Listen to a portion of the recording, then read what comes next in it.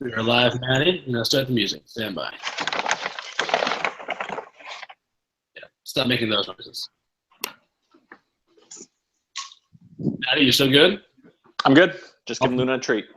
My auto-tuning is not there? No, you're okay. Here we go. Nothing can possibly go wrong. Possibly go wrong. That's the first thing that's ever gone wrong.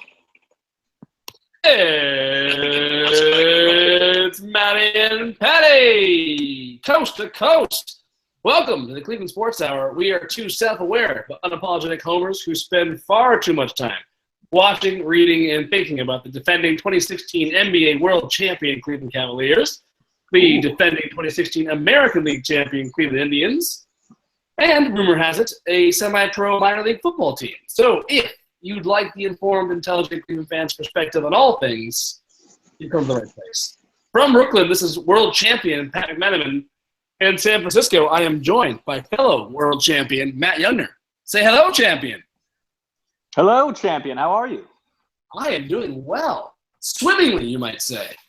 Better than we thought we'd be doing right now, I think, Patty. Don't want to jinx things. We are podcasting during the middle of the not important regular season game against the Boston Celtics. Third quarter right now, Cavs are up 24 points as the fourth quarter gets underway. We're watching in the background. That's better. No jinx. That's better than I thought we would be doing. Oh, way better, right? We thought we'd be blown out by this point and this much right now without Tristan Thompson. Yeah, or with Tristan Thompson, honestly, the way we've been playing lately. Just any team that has a pulse, I think, is capable of blowing us out if they really want to. Absolutely. It's now 22 points, and if any team is capable of blowing this lead, it is the Cleveland Cavaliers. Oh, yeah. We've done it against the Celtics many times. Every time you count us out and think that we can't blow a lead, we prove you wrong. We can blow a lead, my friend. Oh, I like that, though. I think I'm ahead of you. Oh, you just happened. Oh, man, Richard Jefferson. Scott Fuller.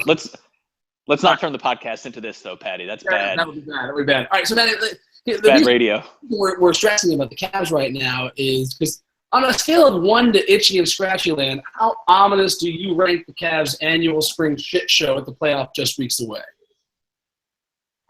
I'm gonna go. I'm trying to think of a non-numerical, non-numerical way to do this. I do not think the plane has crashed into the goddamn mountain.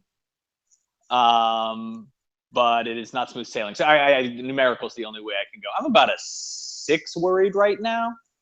Okay, so that's like you know what? Actually, Pat, there's a real answer to this, which is I'm a 1 worry. I have my championship. I don't give a fuck about anything else. Who gives a shit?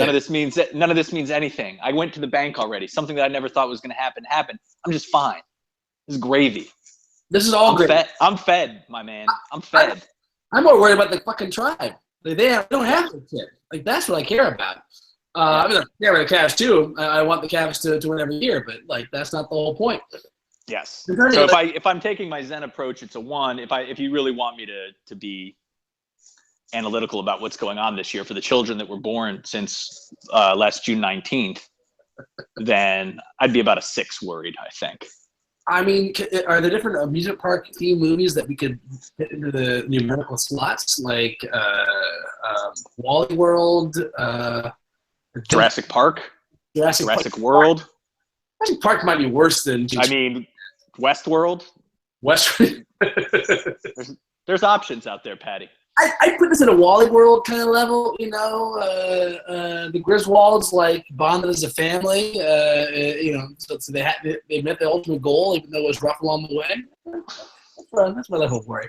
I'm a little worried. We'll talk about that a little bit. The one big tragedy we haven't had a chance to talk about yet is the fact that our listeners missed a gem. They may have missed our best podcast ever, Patty. It was a good one. Episode 47, the lost episode. Yeah, that'll go down, Pat. The archivists later, that'll be the special one. Yeah, especially when they figure out how to remove the auto-tune. Restore the audio? Oh, my God, That's going to be a collector's item. We recorded it right before the trade for Bogut, or the signing of Bogut, excuse me. And it was probably our best episode, but by the time I try to figure out the technical difficulties, I think Bogut had already gotten injured. The whole I mean, it happened immediately. That was grand opening, grand closing like I've never seen before.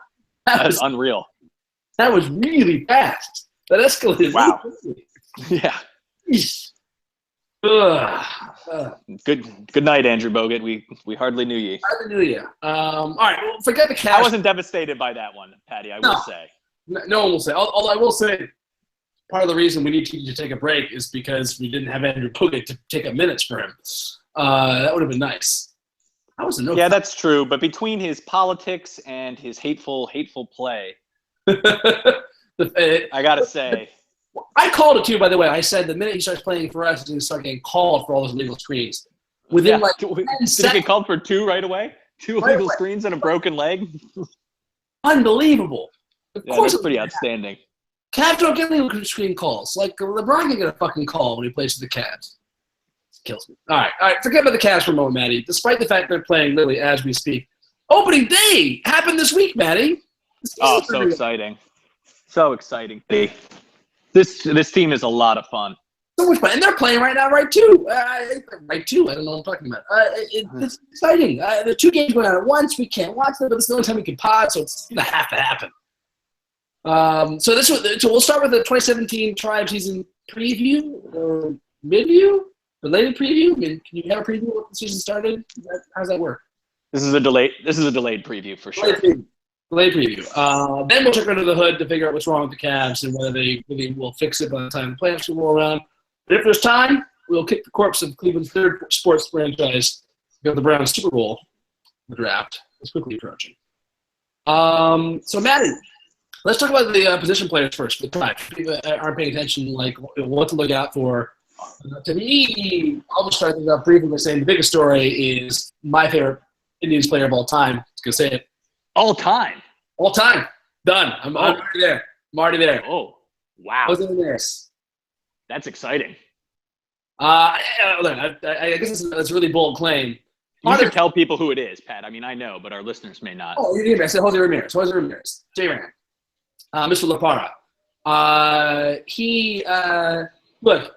Recency bias certainly plays a role in this, but he's the first player I've ever bought a jersey for.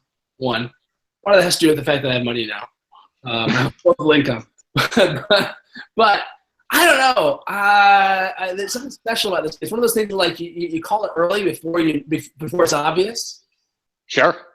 Getting in early on the band, Pat. Well, you know me. You went to one show in a basement someplace. You loved it. You got the T-shirt. That's actually about to start playing stadiums.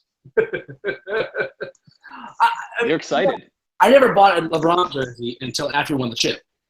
I'm literally wearing my LeBron jersey right now, actually. I've always been that guy. I never wanted to wear the most obvious jersey of my team because I didn't want people to think that I was just that player's fan. I wanted people to know I'm a Cleveland fan.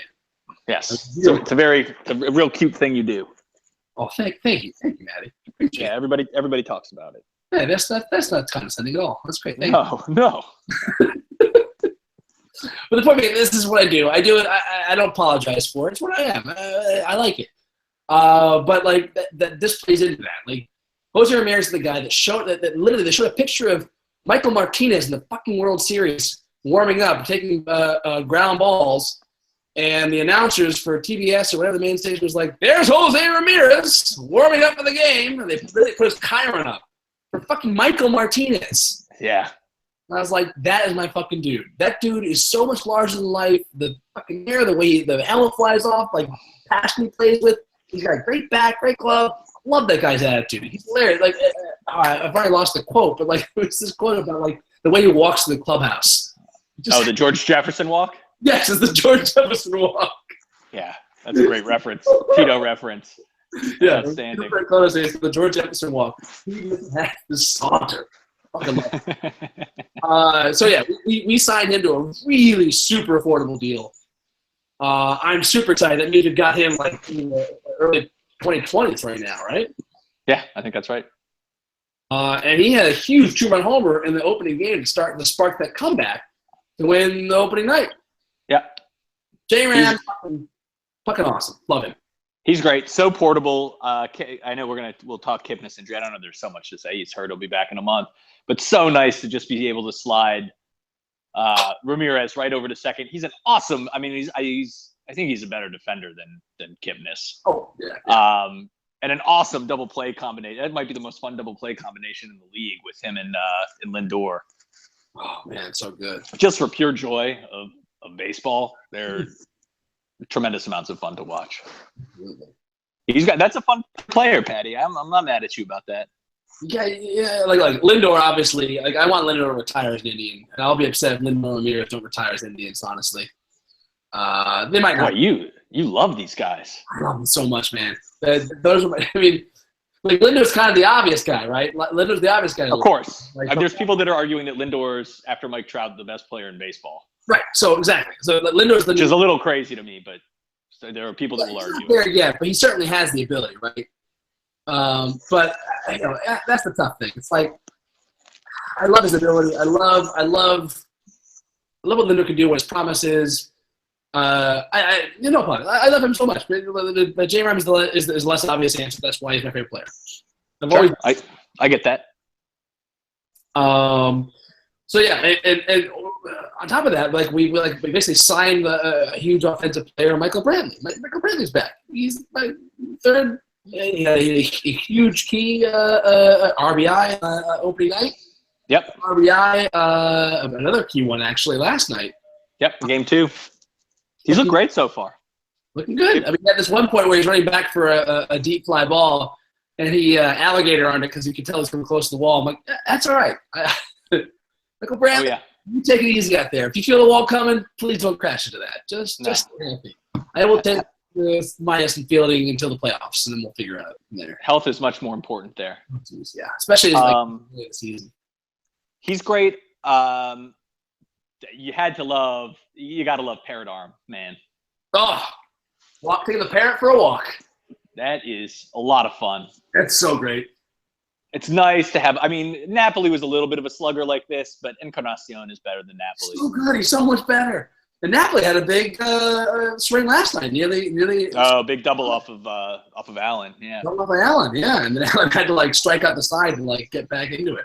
Yeah, I got nothing but love for Mike Napoli forever, but Encarnacion is better. That's an upgrade on our roster. Yeah, I know you wanted to talk about Yandy Diaz too, who I'm excited for. All right, guys. If you don't know who Yandy Diaz is, hit the cover off the ball in spring training. And just hit his way onto the team. I think they were having a real. His defense is mediocre at third, and in the outfield, they were looking at him out there. Well, that's where he's gonna wind up because the season's gonna end. He's gonna be one of our. He's probably gonna be left the right fielder, right? Instead of Chisenhall. Yeah, I can't see Chisenhall in the roster at the end of the year. Do you? I mean, that's the thing. Realistically, probably not. I mean, he's been showing whatever level of promise he's been showing forever. His defense sort of regressed last year after there was that. He was like the best right fielder in baseball for the second half of that was crazy 2015, which was crazy, and he was hitting well. I don't think that's really him. I tend to agree with you.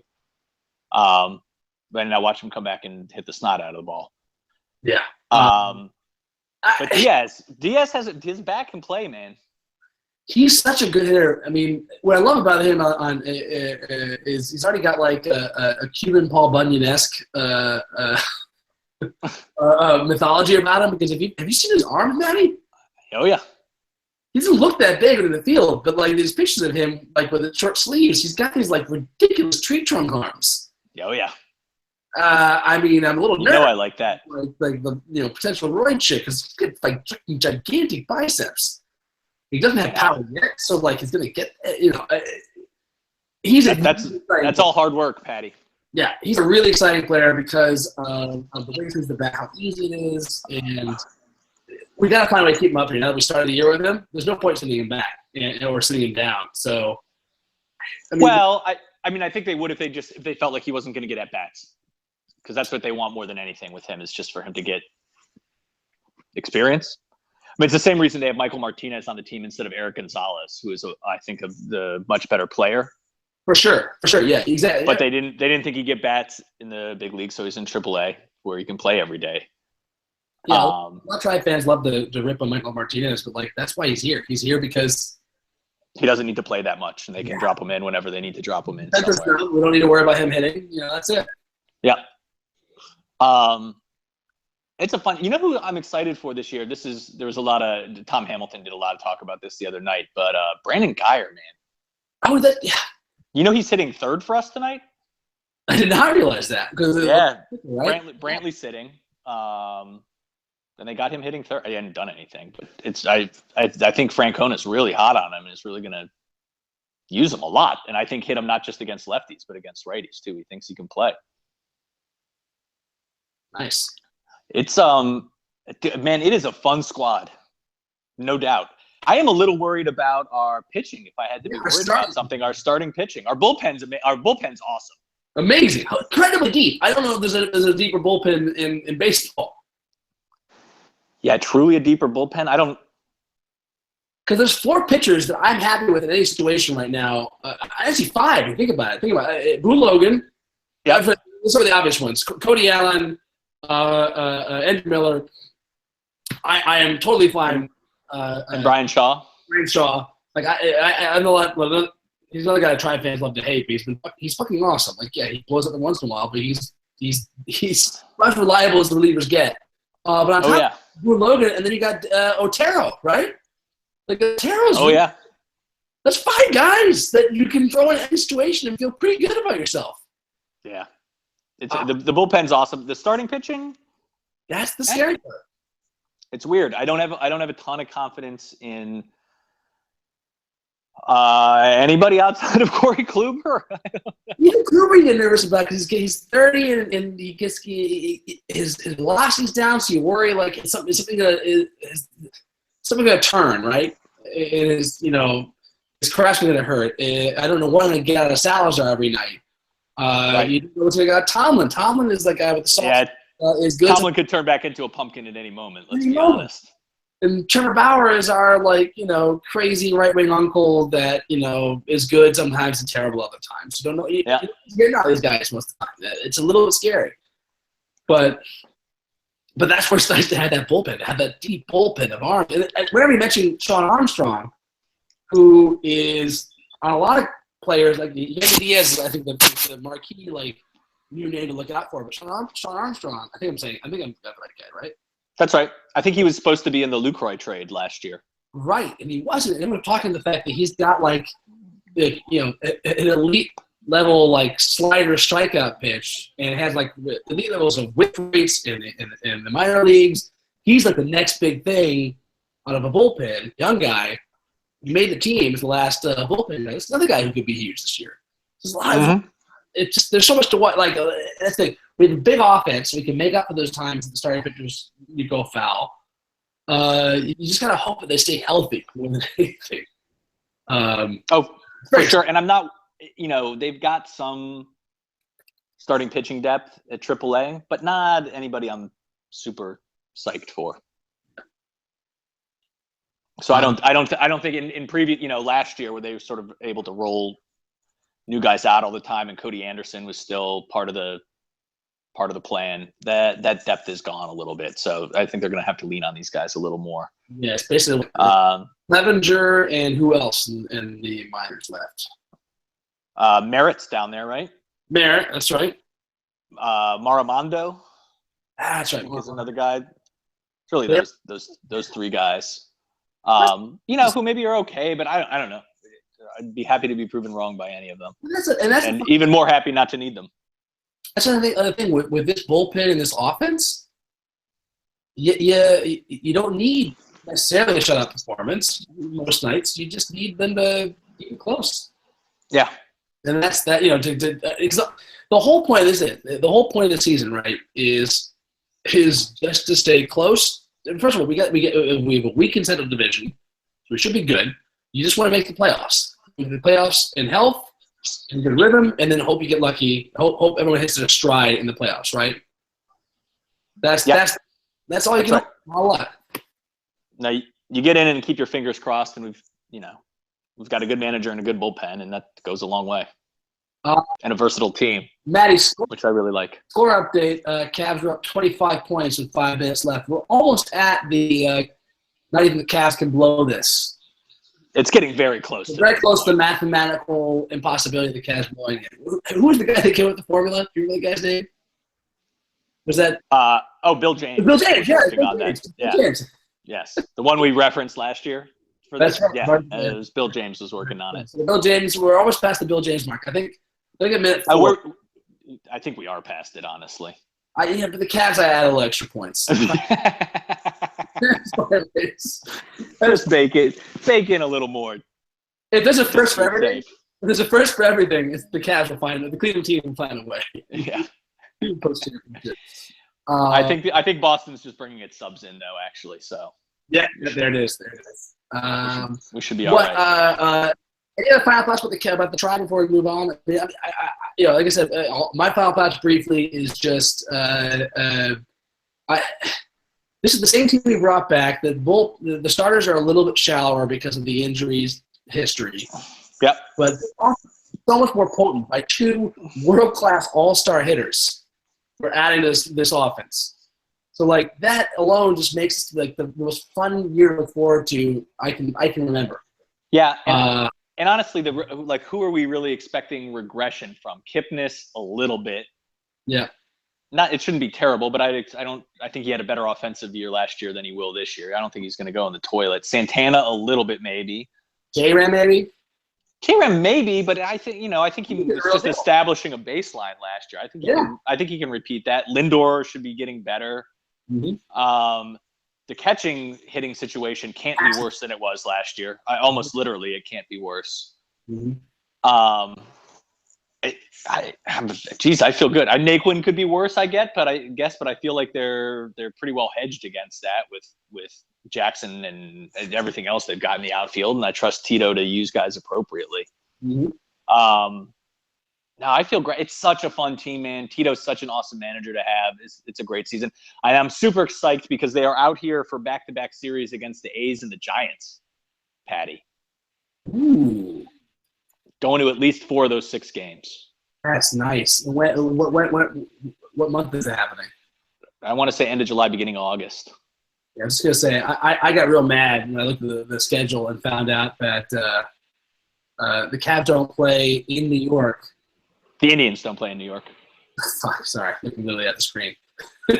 Watching the Cavs. The Indians don't play in New York until the fucking end of August. Like fucking September. Yeah, they only go once, man. Fucking unbalanced schedule is a goddamn abomination. Whoa. Fucking God. You're angry about that. I don't want to play the goddamn Twins 20 times a fucking year. It's boring as shit. It's so fucking boring. I don't care. The Yankees, the Red Sox playing 20 times a year. You're diluting the importance of those games. The unbalanced schedule is horrible for baseball. I fucking hate it so much. I get to see the Indians 1 time a year when they're in New York. Yeah, I sort of wish they'd get rid of interleague play and go to a balanced schedule with no divisions. I'd be fine if you got rid of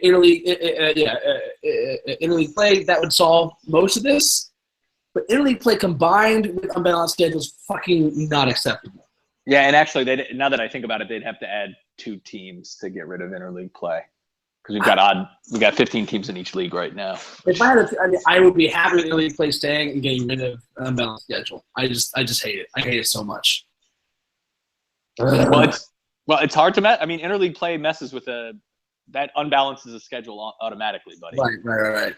But it isn't unbalanced this much. This is crazy. Like 6 games against the Yankees, 20 against the fucking Twins. That's ridiculous. Well, you gotta win. You gotta win your division, man. Divisions matter. 20-6 is a crazy unbalanced. Let's give a few more games. Pat, shut up. It works to our advantage. I know. Just keep it quiet. It's like 7 people listening to us right now. Some of them might be able to do something about this. It's easy. I want them to tell him that. Tell them. He's good enough. Also, the Yankees suck. I want to play the Yankees more. Anyway. No. All right, before we transition to the Cavs, Matty, I wanted to bring up a special Arthur topic. My near 6-year-old son. Whoa. I don't know what this is going to be, Patty. I know. That was the idea. With the basic season coming up, I took Arthur to a game last year, and he was like bored after 2 innings, and even though we caught a foul ball, we picked up a foul ball through the kindness of a stranger because in my effort to catch the foul ball, I leaned Arthur into a chair and said he was hurt. He was crying. Arthur, he turned over. He was crying. Arthur to get the ball, so he handed the ball back to us. I didn't tell him that it wasn't his fault. But yeah. So like, I'm trying to get into baseball, and so he's obsessed right now with what he's allowed to root for. So he's like, that kind of root for the Atlanta Falcons in the Super Bowl. I'm like, oh, absolutely. Yeah. Oh, yeah. Any team that plays the Patriots. This has got to be a complicated thing to walk a kid through. Right. And he's like, any team? I'm like, all right, well, not any team. Like, not the Ravens. I don't know. It's complicated. But then he started getting, because he doesn't really get the cross sports thing necessarily. He's like, well, what about, like, he's just going to different sports, like the Warriors? I'm like, well, this is an interesting topic. If the sports teams could play each other across sports, right? There's that kind of thing, like when the Steelers play the Ravens, you don't root for either team, but which team are you less upset by winning? Sure. Right? For me, it's the Steelers, only because the Ravens, to me, are bar none, will always be to the end of time until that team leaves Baltimore, as they should, because fuck Baltimore. Zombie Browns. They'll always be the Ravens. I want the Ravens to lose everything. I want the worst things in the world to happen to them to make them regret even winning their Super Bowls. I fucking hate the Baltimore Ravens more than any other franchise in the entirety of history of sports. No one will be higher. No one will be higher than that. But I hear you, Patty. How's that ranking go for you, Matty? If you had to go ranking, who's number 2 on your list? I'm assuming Ravens might be number 1 for you. Maybe I'm assuming here. If you could rank cross sports, most hated franchises in order of like who, if you had to pick between the 2 of them, who would you be less upset by winning? God, and is this in the moment or just with like my baseline, the platonic ideal of that team? How do I hate them? For instance, I hate the Warriors right now. Yeah, but there have been times in my life where I have not hated the Warriors, where I've liked the Warriors quite a lot. Absolutely, it's pretty circumstantial. And honestly, if the Cavs weren't good right now, I'd probably like the Warriors. They're fun. Oh, absolutely, and also like the Bulls were much higher on my ranking if it was the Jordan era, right? Right. So the restriction is right now, like right now, here and now. Where are your hate levels at? Right at this moment, I don't think I hate anybody more than the Warriors right now. Really? They're number 1. They're over the Ravens for you.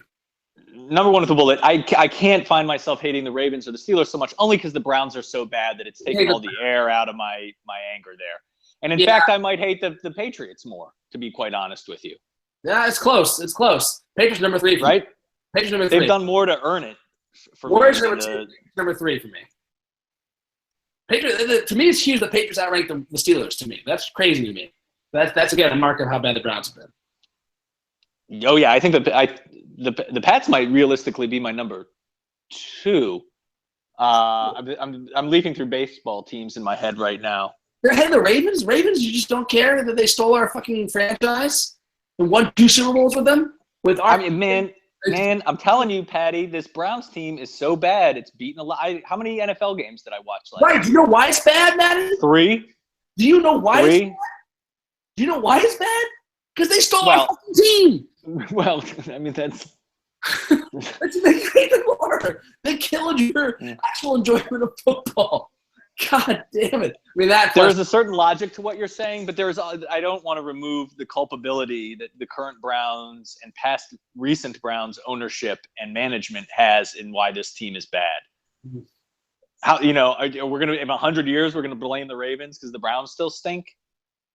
At some point we got to take ownership of that stuff. And mostly it's just it's a fair point. It has sucked my enjoyment of football right out of me. Not solely, by the way. There's other shit wrong with football. I mean, we had the word. Oh, Larry Sanders, nice long layup. Nice, sorry, Larry Sanders moment, very Ryan Hollins-esque. Sorry. Yeah. Yeah, I think just football means so much less to me right now. It's hard for me to gin up hate. Except and the Pats have a nice mix of the Boston stuff, all the Trump stuff this year for me.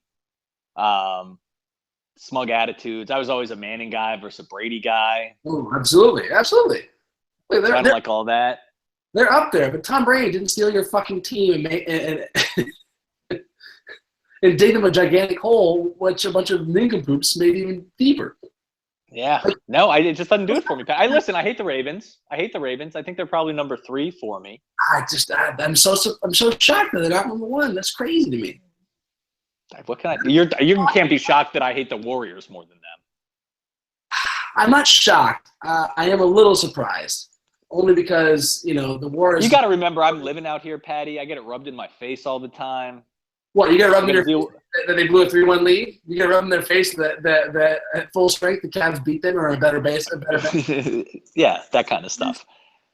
I get the attitude rubbed in my face. You know what I mean? I'd like my hackles are up to hate the Warriors. I get agitated constantly.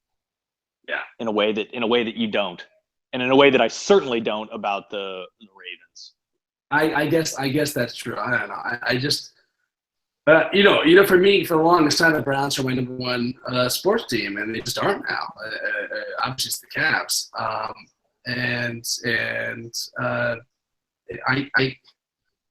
I'm sorry, I can't forgive the Ravens and I can't blame them all on the incompetent guys who've run the franchise, because it's like putting a bunch of competent guys right in a situation where they're already in a gigantic hole, because the way the league gave us the team or started the team was really shitty. I mean, it wasn't like that's true. We did get a raw deal on that. And the Jaguars, they fucked us. They totally fucked us. So I can't beat the Ravens. Fuck them so much. To me, it's Ravens 1, Warriors 2, Patriots 3, and then it's like I'm pretty sure it's Red Sox 4, Steelers 5. Yeah, the Red Sox are ready to hop right back into this thing. I'll tell you that right now. And we're from that perspective, it's a good thing we swept them last year, because I'm ready and primed to hate them. The Detroit Tigers have gotten there for me in recent years. It doesn't seem like they're going to quite have it this year, but they could sneak back in. Yeah, I'm not sure the top 10 for me. Because after that, I said the Patriots, I'm sorry, I said Red Sox. Honestly, I think it's the Celtics, which we just beat tonight. It's the Celtics probably. Oh yeah. Just watching, it's just that team. Just the way people talk about them. This one is just Tommy Hines. Like, it's just fucking. I hate everything about those guys. I hate everything about them. Should we take that as our transition point, Patty? Potentially, because I just want to say one thing about Isaiah Thomas. I feel like Isaiah Thomas owes his career to his daddy's name and all the fouls that Kyrie Irving doesn't get. Holy shit! How many fucking free throws does this fucking Lilliputian get for doing nothing but throwing himself at people? Look, yes, he's a great player, very talented, but he would not be anywhere near his stature if he didn't get the fucking calls he got. The Suns are a reason Kyrie can't get. And LeBron can't get. Yeah, LeBron can't get. Yeah, it is. You breathe on this fucking midget, and he gets a fucking foul call. It's ridiculous. It's pretty infuriating. I would like to say, Patty, the game's over. The Cavs won by 23 handily. My comment to you before we started podcasting was, this to me was epic troll LeBron time, which is one of my favorite versions of LeBron. Yes. Where coming into the game is asked, does it matter? And he's like, regular season. I don't care about regular season. I've been to 6 straight finals. Talk to me about the finals. This is nothing. And then just came out and was clearly on a mission to stomp these guys. Oh, yeah. Clearly. Took it personally. Was super physical. I love it. I absolutely love when LeBron does this kind of shit. Get this. Get this in your. I love LeBron. Heads. I fucking hope shut the fuck up and sit your ass down. That performance was. This had all the feel. I mean, Patty, you and I were ready for them to get blown. I was ready for them to get blown out and still be at worry level 6. Without TT, for sure. This did a lot for me. I'm sure you didn't get an opportunity to listen to this, but Zach Lowe had Brian Windhorst on his podcast today. I heard about this. But yeah, no, I haven't. And asked them just asked him basically that question, like, how worried should we be about the Cavs? And he was like, listen, I'm just not that worried. Like, I think they are worse off than they were last year at this time? Yeah, probably. Do I still think they're the overwhelming favorite to come out of the East? Yeah. I get, like maybe the Celtics wish they'd really made the Jimmy Butler deal at this point and feel like the Cavs could be more vulnerable, but they didn't. And I just don't see any of those, the Raptors, Wizards, or Celtics really being able to take them down. This certainly felt like a statement in that direction.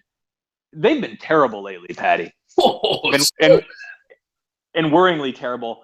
I don't know how, one of the points Windhorst made was just how bad they are on the second night of back-to-backs. Yeah, I read that article. And Kyrie in particular, I think, is averaging five less points the second night of back-to-backs than he is with a day or two of rest, something like that. And the other thing, and we talked about this when we were talking about LeBron's minutes, that they don't, and maybe that was in our last podcast, but that they're not practicing really. Yeah, especially in this last stretch, it's been crazy how many games they've had without any time off in between. There's been 3 back-to-backs in the last 2 weeks. Yeah, and even when the schedule was later, they weren't practicing a whole lot. So I have to come back. I said this during the Lost podcast. I still sort of feel like it now. We said before the regular season doesn't matter. We said before the regular season, not even really seeding matters. Do we care about it at all? Probably not really. Your brother does now. My brother does a lot. He's really upset. My brother's an alarmist and reactionary, though. So you know this about him. We had an epic text chain today while I was at work. Oh, yeah. There was some screaming going on over text. It was great. There's some caps text screaming. Yeah. It was great. But again, let's take some, what are you worried about? LeBron's playing a ton of minutes. I don't worry about LeBron's minutes at all on it. What reason has he given us to worry about his minutes? I trust him completely to know his body. I don't know that there's any athlete that takes his body more seriously than LeBron does. I mean, Jesus. He goes to every night. He's a fucking Terminator. His whole life is, I know Tom Brady takes his body seriously. There's plenty of others, for sure.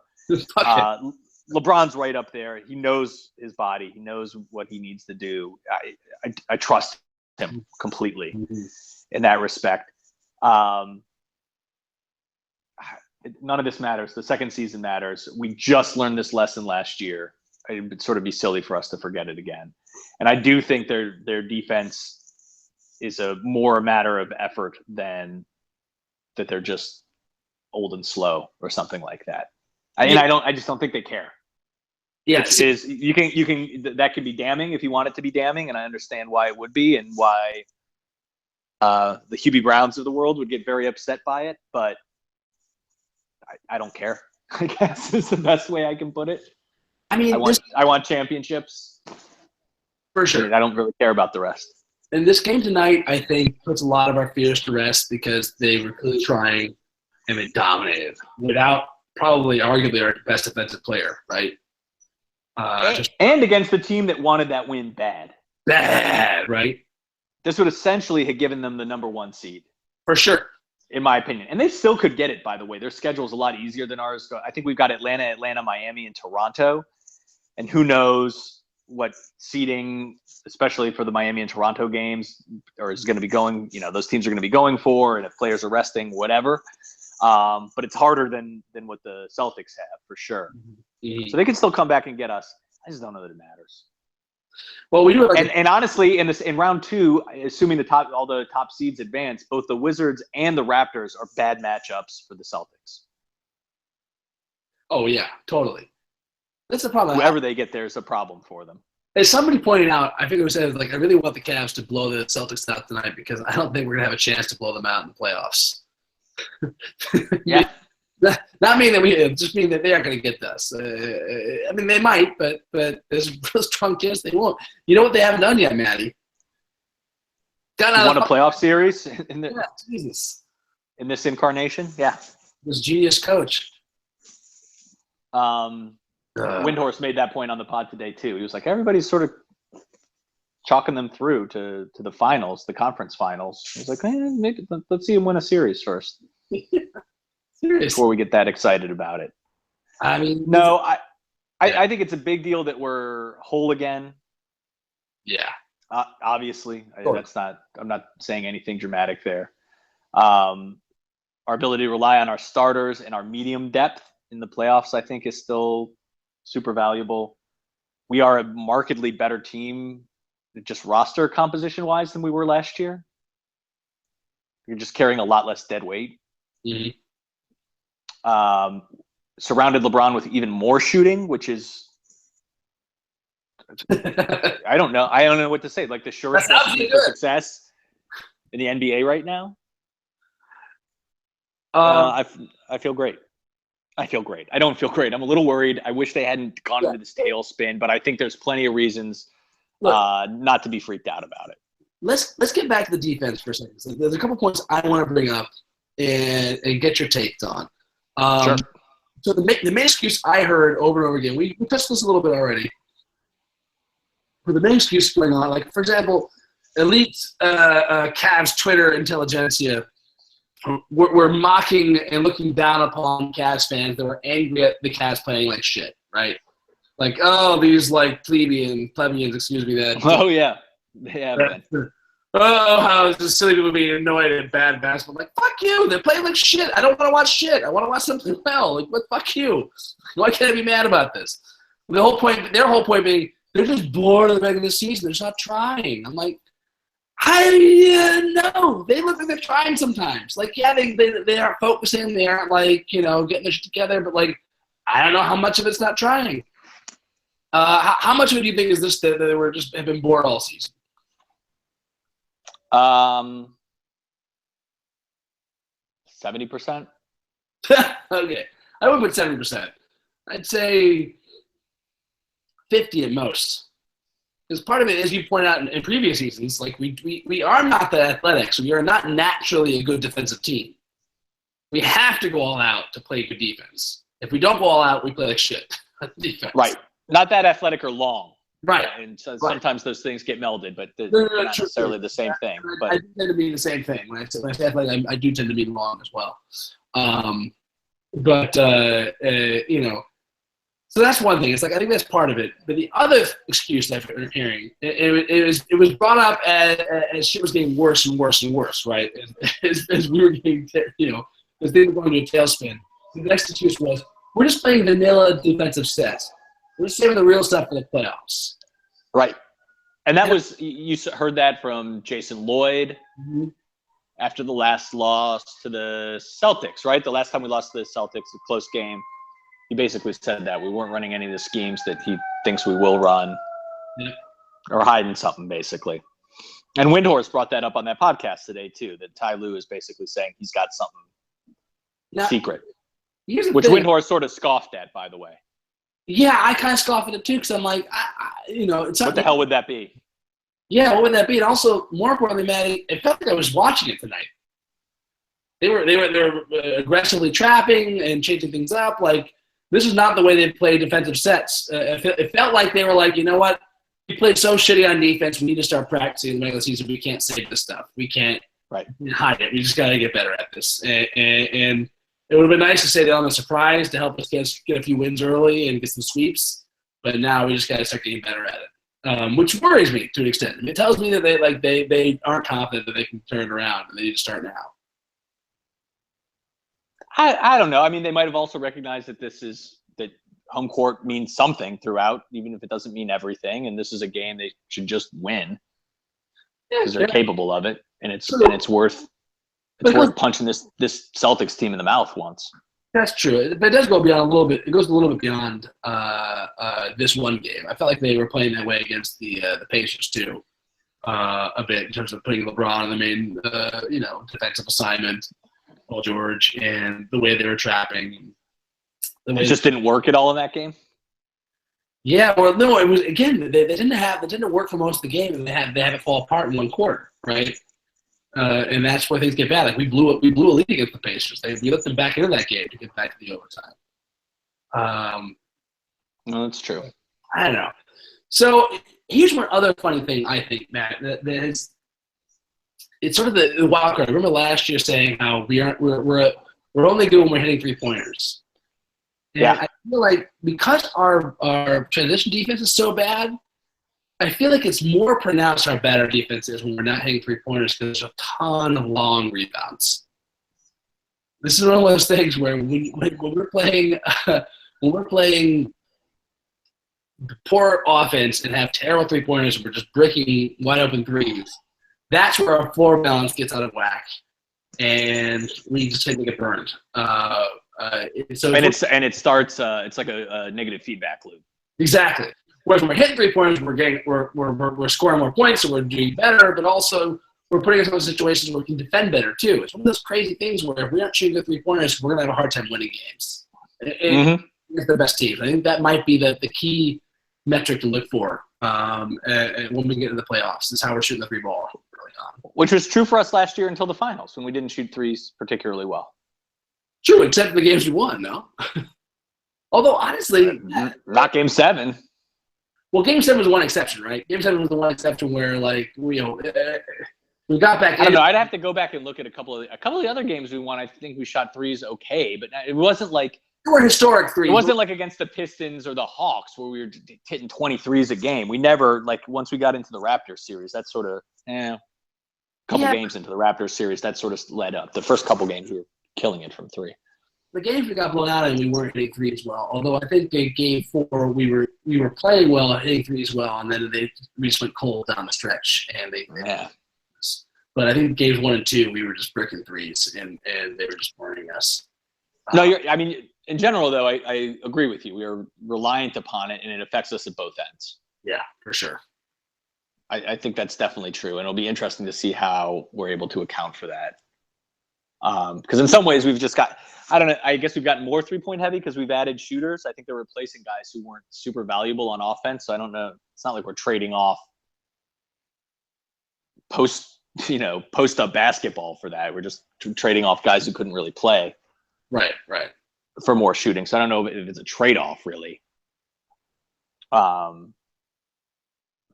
that's a concern. I mean, this team's super frustrating when you're watching them just throw up threes and brick them and seemingly have no other offense. It feels like lazy offense, and then that just cycles right into what feels like lazy defense. Yeah, they're terribly frustrating in those situations. Yeah, absolutely. Maddie, I'm looking at our notes for this podcast. Did I have old notes here? Did you say a jersey number for Pizzagate? Or is that old? I think that's old, buddy. Yeah, I did not edit this very well, did I? I mean, that was about Bogut. Yeah, I wasn't sure if that was something you added to our rundown here. No. We talked about him enough already. Yeah, nothing more needs to be said about it. More than I'd have cared to, probably. So I know I feel pretty good now, especially now that we won this game against Celtics. I mean, I don't know. I remember looking at the remaining schedule and thinking to myself, that we can run the table. Not that we should. Like the way the team has been playing, we were going to lose a bunch of these games, but these are all teams we can beat. I mean, we definitely can. We can beat Atlanta, Miami, and Toronto. Yeah. But I'm also super conscious that we've just lost to a bunch of terrible teams in bad fashion, and we could blow all, and we don't even need to blow all of them. Well, we essentially if we go 3-1, we're in. Don't we essentially have a 2-game lead on Boston now because we have a tiebreaker as well? A 1-game lead, and the tiebreaker is ours. Exactly. So if we go 3-1, we're in. Yeah, exactly. So we our magic number is 3. All right, magic number is 3. So that's a good place to be in.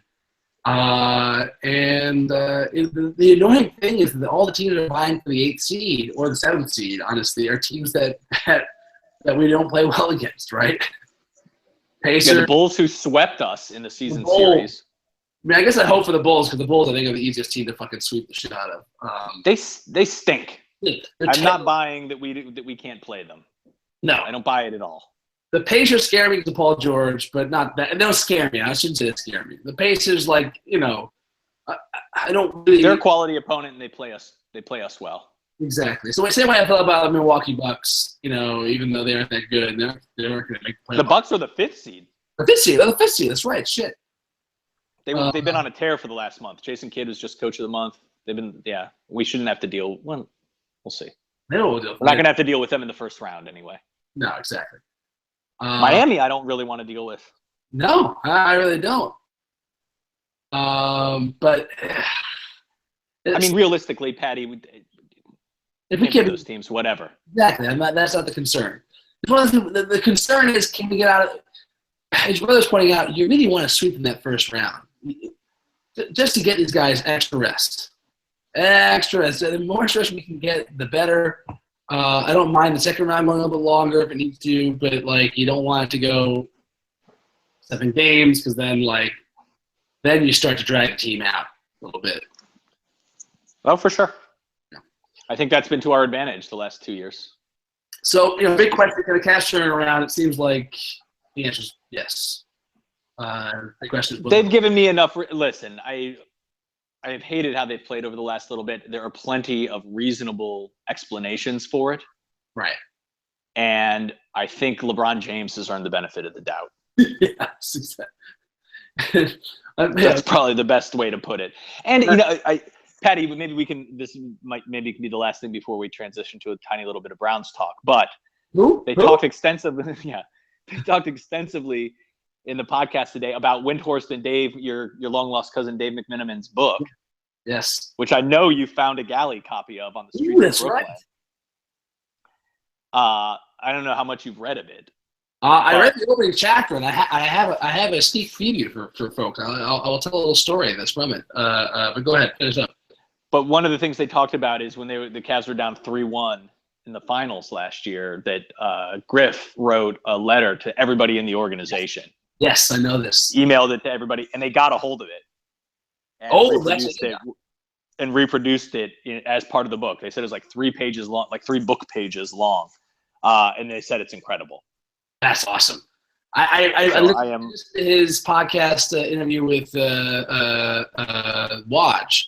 Or Woj, it's wrong. And he paraphrased that email, and it was pretty impressive on the paraphrasing. So I'm excited to read the actual email. I haven't gotten that far into it yet. But part of his thing through all that was this team does things the hard way. We've heard versions of this. How else are we going to do this, right? The hard way, and that basic DNA is still floating around this team. So you shouldn't be so surprised.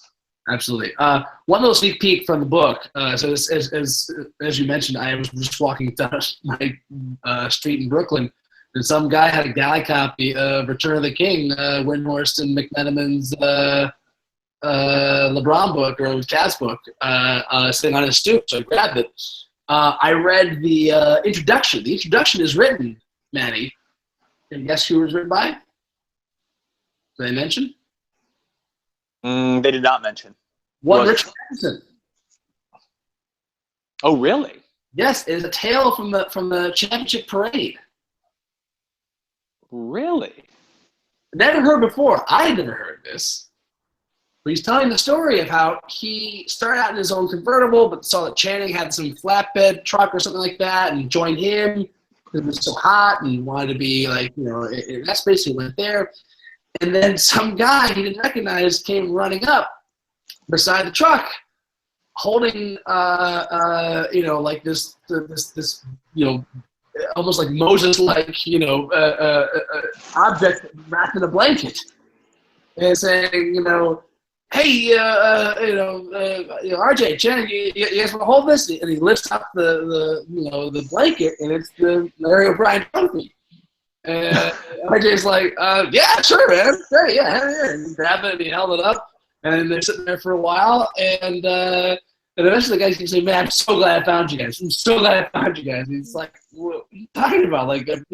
He sort of assumed that, this guy had been bringing, was with the team and had been bringing the trophy from, player to player, float to float, so they could hold the trophy up for a bit. Turned out apparently that this was the guy watching at the trophy, and his car took a wrong turn. Oh, that's good. Surrounded by a bunch of crazy fucking fans And he was freaked out that the fucking trophy was going to be stolen. So he just wrapped it up and booked it for the parade route until he could get to a car with actual players. That's awesome. So the trophy was almost stolen by the city of Cleveland, which kind of would have been almost a more, I don't know, wonderful ending to the trophy. Just some of the Clevelander. So there's more to the story. That's a little preview of the book. I think it's available for purchase now. Is it now? Yeah. I will buy one. I don't want to just have to get a copy, but it was nice to get a little sneak peek. So Matt, should we talk about this? This. Yeah, I don't want to do a lot though. 10 minutes max. 10 minutes max. All right. So, all right, things that happened when we last talked about this team. Not free agency stuff. I'll go through. So there's hello Kenny Britt, bye Terrell Pryor, hello second pick, and please keep your distance, Brock Osweiler. Those are the biggest changes, right? I mean, also we re-signed. That rhymes, Patty. Did you know that when you were putting that together? I did not realize that. I'm not that good. I'm really the Pryor Weiler thing is perfect. It's like a Dr. Seuss rhyme. It's or a good night moon. More good night moon. True. Manny, when you're good, you're good. You don't have to actually think about these things. The only other thing that's in there that I think is important is the investment we made on the offensive line. Oh yeah. I briefly mentioned, didn't get into the detail on Joel Batonio will be re-signed, and I've already forgotten the name of the guy that we two guys. There's the oft-injured center from the Packers we signed, right? Yep. But who else did we sign? Did we sign somebody else too? The guard. The guard from the Bengals. Yeah. Whose name I'm blanking on too, but yes. So this is the second time we've signed a high-priced free agent guard from the Bengals in the last little bit. The last one worked out well this time. Yep. But that's exciting. I actually like the signing Kenny Britt. I think the metrics look good about him. I think I like watching him play. I think he's gonna be good. It would have been great if we still had Terrell Pryor. I don't think we screwed that up. I think Pryor's agent screwed that up. Yeah, I sort of feel like at the same time, like the argument is, if he signed 1 year with those guys, why wouldn't we just sign 1 year with him again for the same amounts? We have so much cap space, right? That's the part where I'm like, yeah, I don't quite get that. Why don't we just do that? For 1 year? Why not? Yeah, I don't know. I don't think it makes that big a difference, honestly. The answer, I feel like, is that Pryor wanted multiple years from us at a certain rate that we were unwilling to do. And his fuck you to us was taking a 1 year deal with Washington. He would not take a 1 year deal with us. I don't think he would have. I think that's right. I think that's the bottom line. And we weren't willing to commit. And once we put multi-year off the table, or at least at whatever dollar range he wanted, then he was gone. I feel like we would have paid, sure, $12, $13 million next year. Or maybe not, I don't know. I think we would have paid more for a single year. He was just upset about us not committing to him long term. Right. And so that's why he screwed it up. I think he totally screwed himself. I don't know. I'm still undecided on Pryor too, because he was so great last year. He disappeared. He would have these dominant first halves and just totally disappear. And the way he got domed by fucking Adam Pac-Man Jones, disturbing for a guy that you want. Like, I would love to take a chance on him because that dude has so much fucking talent. It just, you don't want to commit that much to a guy that you're that uncertain about from a skill and not a skill, but from a mental standpoint, right? Yeah, I don't have too many regrets about him going, quite honestly. I mean, I get it marginally, and especially if you get Britt more than a lot of people that I was reading do, who think he's pretty marginal. Yeah. I don't know. I don't think either of those guys is the difference maker. No, I mean, honestly, if Coleman actually develops next year, that will be a big deal. Do you think it was damning last year that we had no rookies on any of the all-rookie teams? Yeah, I mean any of them. That's a bad look, man. Yeah, it wasn't great. Our rookies played a lot of minutes. A lot of snaps. Excuse me. Somebody. You got a ton of rookies and they're playing a ton. You got to hope somebody ends up. Here's what some writers all rookie team. I didn't see anybody on any. Here's what I'd say. It's true. I mean, Coleman had some moments. He was injured for most of the year, so it's like it's hard to condemn that. Like he looks good. He looks like he can be good, but it's still very uncertain because he did sort of not. But when he came back from injury, he didn't really make an impact. Right? He was making an impact in the first half of the season. I felt like, and then he got injured. Yeah, I agree. And then he didn't really make a statement again. Ogba, actually, numbers-wise, he did fucking good. Like, yeah, they didn't give him enough recognition, but he's second-round pick. He did really fucking well. They're playing him out of position, too. Ogba looks like a really good pick, honestly. Ogba is a guy who's going to be starting for a lot of teams and is got a lot of – he's got a ton of upside. Carl Nassib was great. He got injured again middle of the year. He was really great and he got injured and he came back and he still was decent, but another one of those things where he still looked pretty good. So I still like the philosophy of the team, which is we don't necessarily have some special insight on the players that the rest of the team doesn't have. That there's a lot of variables you can't predict. And what they do with the stockpile draft picks is just give them more chances to hit than miss. When you get more at bats, you get more hits. It doesn't matter what your average is if you have a lot of if you got a lot of at bats, right? I guess. Yes, fundamentally, I'm down with that philosophy. Yeah, I agree with you. So I think that's I like that whole. So in that spirit, you liked the Osweiler trade. Fucking loved it. Who gives a shit? What do we do with that fucking money? It's not your money. Not my money. You just spend that. That's fucking great. I mean, people, our friend Skyler, who I think we often get arguments with Skyler about the cheapness of ownership or whatever. Why we spend this money on this person and not on Terrell Pryor for Matthew Dellavedova. Matthew Dellavedova, Terrell Pryor. In this case, I don't know. This is really smart. $16 million, but it wasn't this or Terrell Pryor. It wasn't a second-round pick or Terrell Pryor. It was not. No. This. No. That's right. I mean, unless we were. I don't know.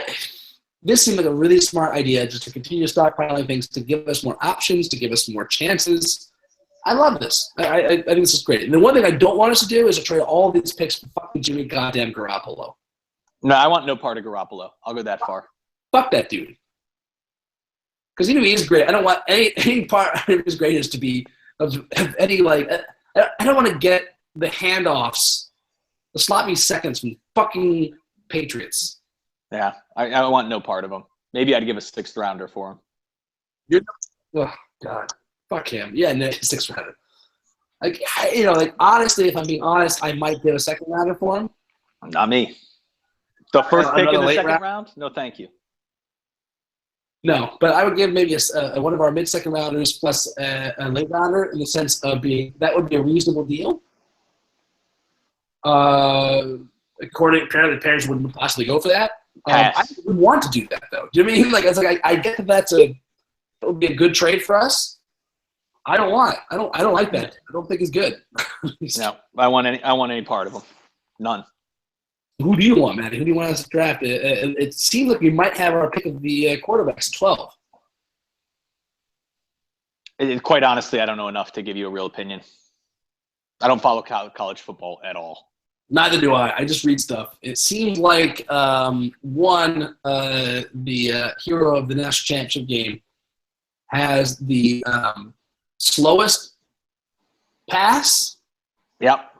Basically, the kind of low speed rate that just really, translates into football success. Correct. Pat Mahomes is the fastest, but he has, at least in my experience, an actual pro system and hardest to, project. So it's really to be between Sean Kaiser and Trubisky. And Trubisky's been looking pretty sharp lately. So it's also the. You think they're going to take one of them with a 12th pick? I think so. Yeah. I wouldn't be totally surprised if they don't. But especially, I mean, I wouldn't be if the quarterback goes before the 12th pick, which it might. I wouldn't be surprised to see the Browns pass up on quarterback and just take them in the second or third round. Yeah. I mean, I think with the number 12 pick, you got to be pretty confident. Right. Honestly. I mean, they got to start turning high first-round draft picks into impact players. That's what I mean. That's not a place, unless you're real confident about the quarterback you're picking there. That's not the place to screw around, in my opinion. Yeah. You got to get an impact starter at a position of need there. That's why they're not gonna trade up. I feel like they're gonna see if their guy falls to them. They do. If he does, they'll pick him. Right, and if not, take the best talent available. It's not like they don't have plenty of need. No, exactly. I don't think they'll pick somebody on the offensive line. It seems like they're shored up enough there. And everyone's real now. Go ahead, sorry. But basically, every other position. Absolutely. I guess not defensive end. They should be fine at defensive end, assuming they don't do something stupid with the number 1 pick. No. Yeah. So after that, linebacker, sure. Safety back, sure. Safety, big time. We got bad. We got nobody. We got nobody starter quality safety right now. Yeah. So I'd be fine with anything there, and I don't feel pressure to take a quarterback. Yeah. No. 100%. At all.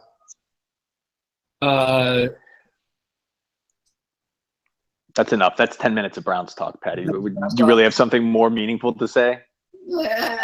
Meaningful? It's a high bar, Patty. Come on. What was your last question? Do you care yet? It seems like you care, Patty. God damn it, Matt. It probably seemed like I cared when I was just saying what I was saying. Make no mistake, I don't. You don't care? No. I always care a little bit at the beginning of the year. You know, like if they start winning a couple games, it'll pull me in an instant. I still remember. If they win 2 out of their first 5 games, I'll care. How about that? I don't even know what the schedule looks like, but if that happens, I'll care. Still a pretty low bar. It's like when I was totally giving up on the Browns, and they started to like have a good game against the Patriots, and Scott got me really excited about the Browns, the chance of that game, and then they blew it, and I just got real mad all over again. Yeah, I'm Charlie Brown, Maddie. They give me a glimmer of hope, and I will rush right back into it. I'm going in eyes wide open. I think this team's gonna be terrible. I think they're probably going to blow up the draft, but they have so many draft picks. Something can happen. I agree with you. The philosophy is right. Anything can happen. I would love to see them take Miles Garrett number 1. I'd love to see them land the quarterback they want, number 12. If not, another fucking awesome player at number 12, and just keep drafting guys. And honestly, I was gonna say, a lot of people are really hate the idea of starting Cody Kessler. I'm like, who gives a shit? These are, second-year backup quarterback. Let him start the fucking season. Who cares? Yeah. Oh, I totally agree with you there. Just let him play. Who cares? Yeah. We don't have a quarterback for another year. I sort of like the Browns being bad, to be honest with you, Petty. I don't know. I think most of us have this experience. As you get older, I've started losing sports. Yeah. I used to follow a lot of sports pretty intensely.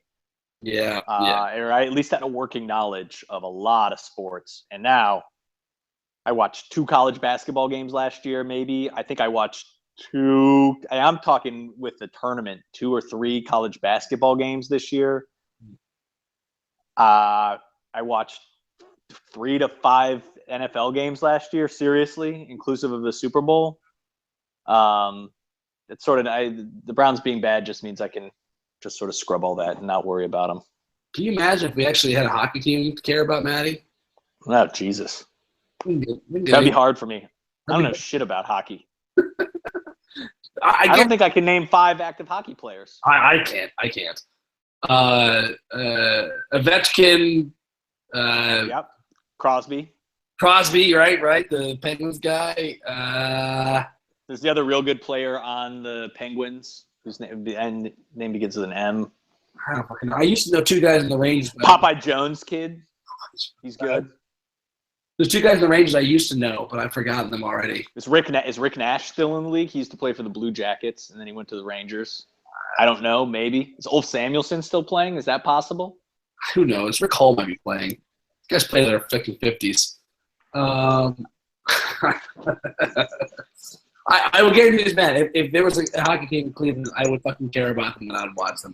Of course, I'd know about hockey. I just didn't watch hockey when I was little. I know the rules of hockey. I know the basics, but I don't like anything that's slightly more advanced than that. I don't know shit. I got into hockey because Brent Fuller and Sam Root played hockey for the Shaker Heights High School hockey team, and I love playing NHL '96. Yeah, that did a lot for a lot of people. That got me into hockey. Yeah. Oh, boy. All right. I think that's enough about the Browns and Cleveland sports in general. We'll talk about them again after the draft. This game's still going, right? Is it still going? We're down 2 in the top of the ninth. So last chance game. Yes, my man. And I'll take 2 out of 3 against the Rangers. Absolutely. The Rangers are a good team. Absolutely. It's a great way to start the season. Yeah. All right. That does it for the Cleveland Sports Hour. Until next time, this is Maddie and Patty saying...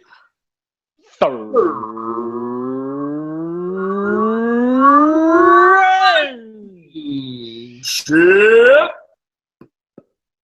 Hey, Maddie. By the way, Yanni Diaz had a single, so man on. Nobody out. Nice. Love him. Yeah. Keeper. So good. Good.